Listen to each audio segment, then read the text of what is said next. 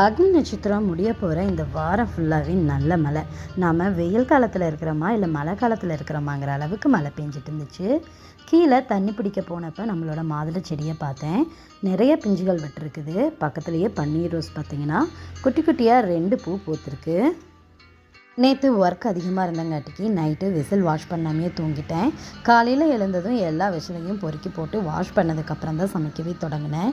இன்றைக்கி டயர்ட்னஸ்ஸே போகலை. அதனால் ஒரு பிளாக் டீ குடிச்சிட்டு ஒர்க்கை ஸ்டார்ட் பண்ணலான்ட்டு டீ குடித்தேன். ஒர்க் அதிகமாக இருக்கும்போது டீ குடிக்கும்போது இருக்கிற ரிலாக்ஸே தனிதாங்க. எத்தனை பேர்த்துக்கு இந்த ஃபீலிங்ஸ் இருந்துச்சுன்ட்டு கமெண்ட்ஸில் சொல்லுங்கள். சமைக்கிறத விட டெய்லியும் என்ன சமைக்கணுங்கிறத யோசித்து டைம் நிறைய வேஸ்ட் ஆகுது. அந்த மாதிரி டைமில் இருக்குது சாம்பார். இந்த 1 மந்த்தாகவே எல்லா ஒர்க்கையும் கொஞ்சம் ரிலாக்ஸாக செஞ்சோம். ஸ்கூல் ஓப்பன் ஆக இன்னும் 3 டேஸ் தான் இருக்குது. இனி ஹரிபரியாக தான் எல்லா ஒர்க்கும் செஞ்சாகணும். குழந்தைங்கள ஸ்கூல் தாட்டி விட்டு ஹஸ்பண்ட் ஆஃபீஸ் தாட்டி விட்டு நம்மளும் ஆஃபீஸ் கிளம்பி போகிறக்குள்ளே அப்பா டயர்டா நமக்கா அப்படிங்கிற மாதிரி ஆயிரும்.